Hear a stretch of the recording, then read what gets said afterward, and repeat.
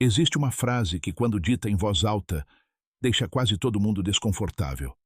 Não porque seja falsa, mas porque toca numa ferida que nunca cicatrizou de verdade. Uma mulher não ama primeiro. Ela deseja. Antes de fechar este vídeo, respire. Não estou dizendo que ela não sente. Não estou dizendo que ela não consegue criar laços. Estou dizendo algo muito mais perigoso. O amor, como os homens o entendem, não funciona da mesma forma nela. E essa ideia não veio de fóruns da internet ou de ressentimentos modernos. Ela vem da filosofia, de pensadores que observaram o comportamento humano antes que filtros sociais e narrativas reconfortantes existissem.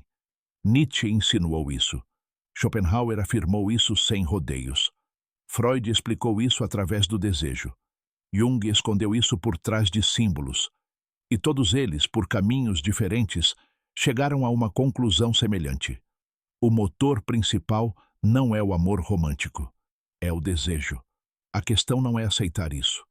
A questão é que os homens foram ensinados a amar como sacrifício, como promessa eterna, como identidade, enquanto as mulheres foram ensinadas, biológica e psicologicamente, a escolher. E quando alguém escolhe, não ama como quem se entrega, ama como quem avalia. Este vídeo não é sobre odiar ninguém, é sobre compreender algo que, quando mal compreendido, destrói os homens. Porque o homem que acredita que amor e desejo são a mesma coisa vive confuso. Investe onde não deveria, insiste onde já foi avaliado e sofre sem saber por quê. Fique até o final, porque se você compreender isso, não se tornará frio. Você se tornará lúcido.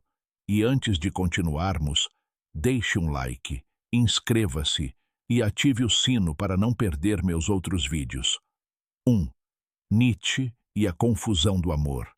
Nietzsche nunca falou do amor como algo puro. Para ele, o amor sempre foi atravessado pela vontade de poder. Não o poder político, mas o poder psicológico. O poder de escolher. Quando Nietzsche analisou as relações entre homens e mulheres, não o fez moralmente, mas dinamicamente. E aí surge uma ideia incômoda. O amor não é uma troca igualitária, é uma assimetria de desejo. O homem ama projetando. Ele ama uma ideia, uma promessa, um para sempre. A mulher deseja a partir do presente, o que ela sente agora, o que a estimula agora, o que a eleva agora. É por isso que Nietzsche disse algo brutal. No amor sempre há loucura, mas essa loucura não se manifesta da mesma forma em ambos. Quando um homem ama, ele se entrega ao amor. Ele se torna capaz de renunciar, tolerar, suportar. Quando uma mulher deseja, ela se centra. Ela avalia se esse vínculo a fortalece ou a limita. Não é crueldade, é estrutura. O erro masculino tem sido acreditar que amar com mais intensidade leva à escolha. Nietzsche diria, não. O desejo não responde à intensidade do sacrifício, mas à força da presença. É por isso que o homem bom, mas fraco, perde, enquanto o homem firme, porém distante, atrai. Não porque seja mau, mas porque incorpora valor, não súplica. 2. Schopenhauer. O amor como uma armadilha biológica. Schopenhauer foi um dos filósofos mais incômodos ao falar sobre o amor. Ele não o embelezou nem o justificou moralmente.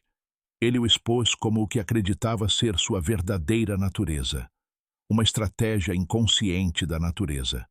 Para Schopenhauer, o amor romântico não surge da liberdade ou da escolha consciente, mas da vontade de viver, uma força cega que impulsiona os indivíduos a se reproduzirem e persistirem. É por isso que ele escreveu uma de suas frases mais perturbadoras. O amor é o engano que a vontade de viver usa para se perpetuar. Sob essa perspectiva, o amor não é poesia, é biologia disfarçada de sentimento. Aqui surge uma diferença crucial entre homens e mulheres. O homem, segundo Schopenhauer, se apaixona por meio da ilusão. Ele idealiza, projeta-se para o futuro, constrói uma narrativa de permanência. Quando ama, pensa no que está por vir. Planos, promessas, estabilidade. Seu amor está ancorado no tempo e na memória. A mulher, no entanto, não se apega ao amor como promessa eterna, mas ao desejo como avaliação constante. Ela deseja aquilo que no presente comunica força, direção, segurança emocional ou estabilidade psicológica. Isso não é cálculo consciente nem frieza moral, é percepção imediata. É por isso que o desejo feminino, dessa perspectiva, não é fiel ao passado, mas à experiência presente. Isso explica um dos momentos mais confusos para muitos homens. Ela pode dizer: "Eu te amava antes, mas não sinto o mesmo agora." E o homem responde: "Mas eu continuo o mesmo." Esse é o conflito. Para o homem, permanecer o mesmo prova amor. Para a mulher, ser a mesma pode sinalizar estagnação. Schopenhauer diria que o homem ama com a memória, enquanto a mulher deseja com a sensação. Outro ponto central é o sacrifício. Schopenhauer alertou que quando um homem confunde amor com entrega total, ele se torna dependente. E a dependência corrói o desejo.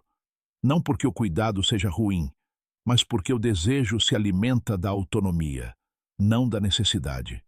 O homem que vive para sustentar o relacionamento, que se torna previsível, que abandona seu centro por medo da perda, perde a atratividade, não por ser bondoso demais, mas por enfraquecer sua própria força.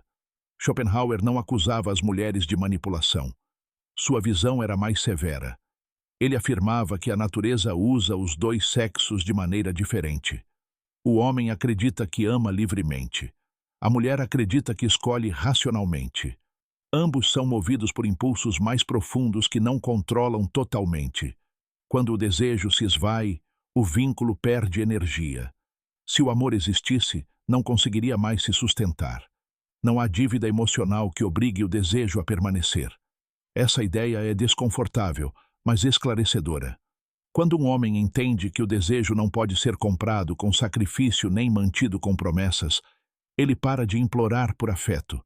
Ele para de perseguir, para de negociar consigo mesmo, e começa a fazer a única coisa que, segundo Schopenhauer, realmente sustenta o desejo: afirmar a própria vontade, posicionar-se como um indivíduo completo, não como alguém que implora para ser escolhido. Schopenhauer não ofereceu consolo, ofereceu clareza. E a clareza, embora desconfortável, sempre liberta. 3. Freud e o desejo que nunca é confessado. Se Nietzsche questionou a vontade e Schopenhauer a biologia, Freud destruiu completamente a ilusão. O desejo não é consciente, e isso é fundamental para entender por que as mulheres não amam da maneira como os homens pensam que amam. Freud descobriu algo ainda insuportável para muitos. As pessoas não sabem realmente por que desejam o que desejam. Elas racionalizam depois. O desejo nasce no inconsciente, e o inconsciente não explica, argumenta ou negocia. Ele impulsiona. Freud disse isso claramente. O ego não é senhor em sua própria casa. Isso significa que, quando uma mulher diz, "Não sinto mais o mesmo", ela não está necessariamente escondendo uma razão lógica. Muitas vezes, ela não tem um desejo. O desejo simplesmente mudou. Aqui reside um dos maiores erros do homem moderno: acreditar que o desejo feminino funciona como um contrato emocional. É por isso que ele fala, explica, convence, promete mudança. Mas Freud alertou que o desejo não responde à linguagem racional. Ele responde a estímulos simbólicos, emocionais e energéticos. Quando um homem tenta negociar o desejo, ele o mata. O desejo não é reavivado com palavras. Ele é reavivado com a presença. Freud também revelou algo profundamente desconfortável. O desejo feminino é indireto. Ele não deseja objetos, mas significados, sensações, estados emocionais, imagens internas.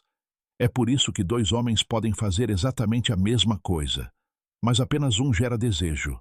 Não é a ação, é o que ela representa. E aqui está outra verdade brutal. O desejo não é justo. Ele não recompensa o esforço. Ele não compensa o amor. O desejo responde ao que ativa o inconsciente. Freud explicou que quando um homem se torna previsível, excessivamente disponível, emocionalmente dependente, ele deixa de ser estimulante e se torna seguro, porém neutro. E o desejo não vive em segurança absoluta. É por isso que muitos homens ouvem frases como: "Você é perfeita, mas eu não sinto o mesmo. Não sei o que há de errado." Não é mentira, é o inconsciente falando. Freud também foi claro sobre algo que os homens resistem especialmente. O desejo não é moral. Ele não honra promessas nem respeita sacrifícios. O inconsciente não sente culpa. Então, quando um homem tenta despertar o desejo listando tudo o que deu, suportou ou construiu, ele está falando a língua errada. O inconsciente não entende mérito. Ele entende tensão, polaridade, energia. É por isso que Freud disse que a maturidade emocional não consiste em ser amado, mas em não depender do desejo de outra pessoa para sustentar a própria identidade. Quando um homem para de buscar validação, para de implorar por conexão, para de viver para provocar uma resposta emocional, algo muda. Sua energia se torna autônoma. E, paradoxalmente, essa autonomia é o que pode reacender o desejo. Não porque ele tente, mas porque ele não precisa mais disso. Freud não ensinou como amar. Ele ensinou algo mais duro. O desejo não é pedido, explicado ou exigido. Ele é evocado ou perdido. Compreender isso, por mais doloroso que seja, é o primeiro passo para deixar de sofrer por algo que nunca esteve sob seu controle. 4. Carl Jung. A anima, a projeção e a ilusão do amor. Jung foi mais fundo que Freud. Enquanto Freud falava do desejo inconsciente, Jung explicou por que os homens se perdem tão completamente no amor. Porque eles não amam a mulher. Amam uma imagem interna. Jung chamou essa imagem de ânima, a representação inconsciente do feminino dentro do homem. Não é a mulher real, mas uma construção psíquica feita de desejo, carência, idealização e sonhos não resolvidos. Quando um homem se apaixona intensamente, raramente ama a mulher como ela é. Ele ama o que acredita ver nela. É por isso que o amor masculino costuma ser tão absoluto, devotado, cego. É direcionado não apenas para fora, mas também para dentro. O homem projeta sua ânima na mulher e a transforma em um símbolo de salvação, significado, realização. Jung disse isso claramente. Toda projeção é uma forma de inconsciência. Eis a verdade incômoda. O homem não sofre mais com a perda da mulher, mas com a perda da imagem que projetou nela. A mulher não funciona dessa maneira. Ela não ama uma projeção. Ela deseja energia vital. Ela deseja como um homem se move pelo mundo, como ele conduz sua vida, como ele reage ao caos, como ele se posiciona na realidade. Quando essa energia enfraquece, quando o homem desmorona emocionalmente, quando ele deixa de ser um eixo e se torna alguém orbitando-a, o desejo começa a se dissipar. Não porque ela seja insensível, mas porque o desejo se conecta à presença, não à fantasia. Este é um dos maiores mal-entendidos entre homens e mulheres. O homem acredita que amar mais, doar mais, tornar-se mais vulnerável, fortalecerá o vínculo. Do ponto de vista psicológico dele, faz sentido. Ele está aprofundando a conexão com sua ânima projetada. Mas da perspectiva da psicologia feminina, o que ela percebe não é profundidade, mas sim a perda do centro. Jung explicou que, quando um homem se identifica demais com sua ânima, ele perde o contato com seu princípio masculino. Direção, estrutura, firmeza. Ele se torna emocionalmente reativo, dependente de aprovação, ansioso por segurança emocional. E essa inversão de polaridade destrói o desejo. Por isso Jung alertou que o amor inconsciente é perigoso. Não porque o amor seja ruim, mas porque quando um homem não se conhece, ele ama por falta, não por plenitude. Uma mulher não vai embora quando há conflito. Ela vai embora quando não há tensão, quando tudo é previsível, quando tudo é dado, quando o mistério, a força e a direção desaparecem. Jung diria que o homem que se torna bom demais, disponível demais, emocionalmente exposto demais, deixa de ser um indivíduo completo e se torna uma extensão psicológica do relacionamento. E o desejo não deseja extensões, ele deseja totalidades. Por isso Jung enfatizou a individuação, o processo de se tornar si mesmo sem depender de projeções externas para se sentir completo. Quando um homem para de projetar sua anima em uma mulher, tudo muda. Ele não a idealiza mais, não a coloca mais como o centro de seu significado. Não precisa mais dela para se sentir vivo. E, paradoxalmente, é aí que ele se torna mais atraente.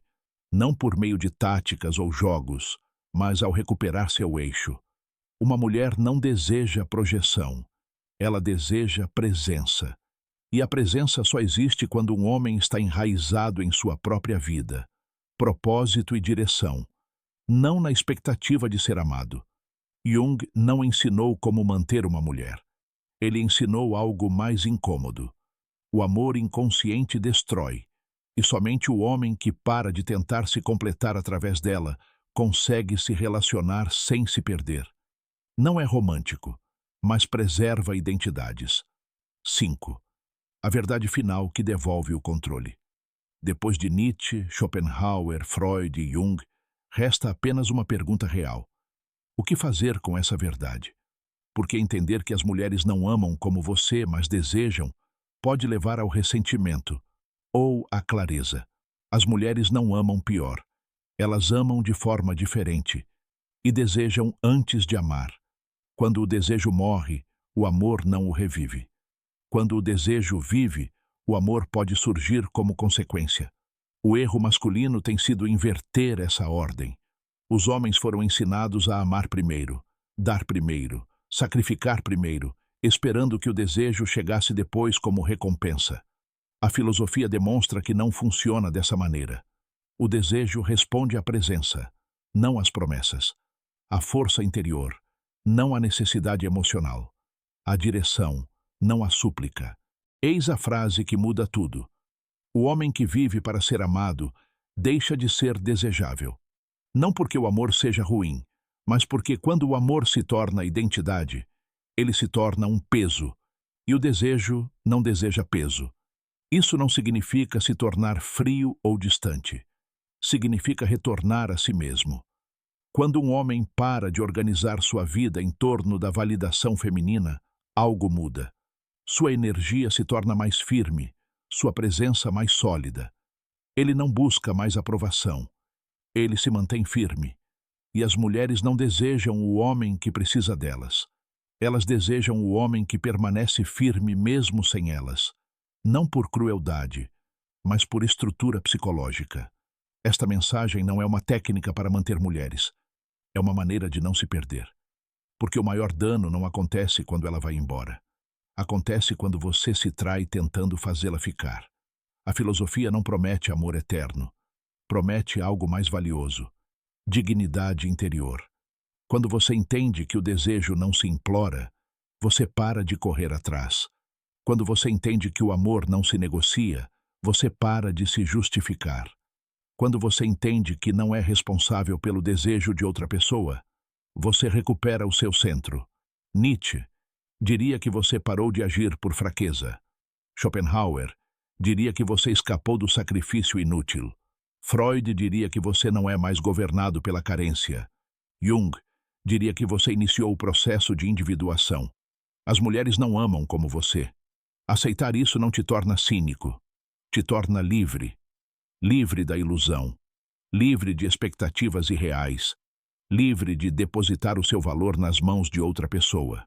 E um homem livre não precisa ser escolhido. Se for escolhido, ele compartilha. Se não, ele trilha o seu caminho. Isso não é frieza, é maturidade.